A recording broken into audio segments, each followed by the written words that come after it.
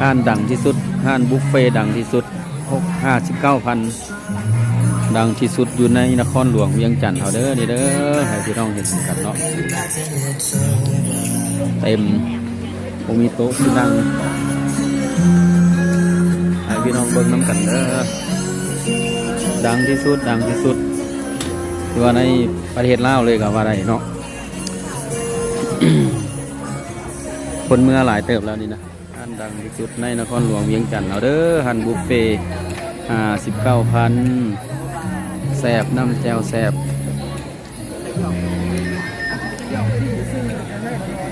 ให้พี่น้องเห็นน้ำกันเนาะผู้ใดได้มาเวียงจันทร์มาโลดแคมป์ของนครหลวงเวียงจันทร์เอาเด้อ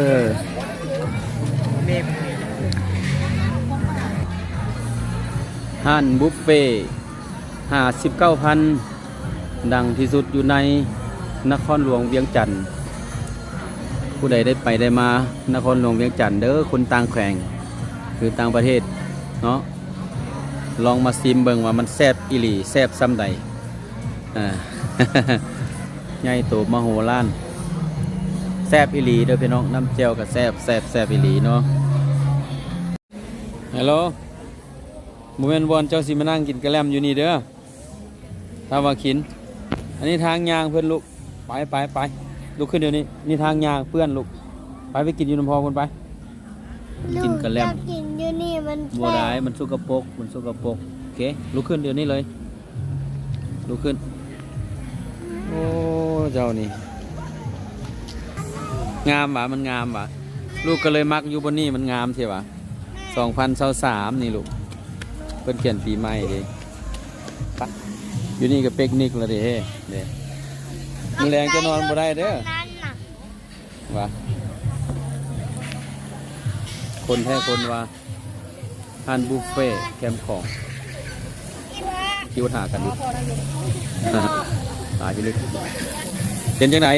แซ่บบ่เจ๊ยังวะเคยมากินหลายเทื่อแล้วเนาะ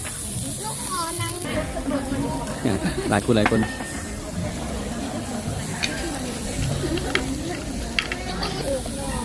มีสิ้นหมู3ชั้นแล้วก็มีกุ้งกับกุ้งน้อยราคามันแพงเลยยามนี้เนาะงูนำกันแหละเศรษฐกิจกุ้งนี่กุ้งอันนี้เป็นนมหมานมหมูเป็นนมหมาอันนี้เป็นเขาก็นี่อย่างแท้อันนี้ไม่เข้าใจย่อ30ลูกใช่ปะเดี๋ยวอันตัวมันน้ำก้อนออกแล้วมันเป็นแบบนี้นะเดี๋ยวไม่เข้าใจว่าเป็นนี่อย่างเอาสิลองจวดจ่าเบิ่งเด้อว่าสิแซ่บซำใดน้ำแจ่วคักอยู่ได้น้ำแจ่วมากินหลายเทื่อก็ถึกใจอยู่จะมีหมากเพชรมีหัวกระเทียมมีมะนาวใส่น้ำแจ่วเนาะโอเคอยู่บ่แพงคนนึงเท่าไหร่59,000เนาะมาเด้อผู้ใดอยู่ใกล้นครหลวงเวียงจันทร์เนาะเองเนาะอันใดเนาะเอาให้พี่น้องเห็นบรรยากาศห้านสินดาดบุฟเฟ่เคยเอาลงเท่านึงแล้วเนาะแต่ว่ามื้อนี้ได้มาอีกเห็นแขกคนหลายก็เลยถ่ายอีกเท่านึงเด้อนี่เด้อโดนบ่มีตังค์บอลสิว่างโตสิว่างเลย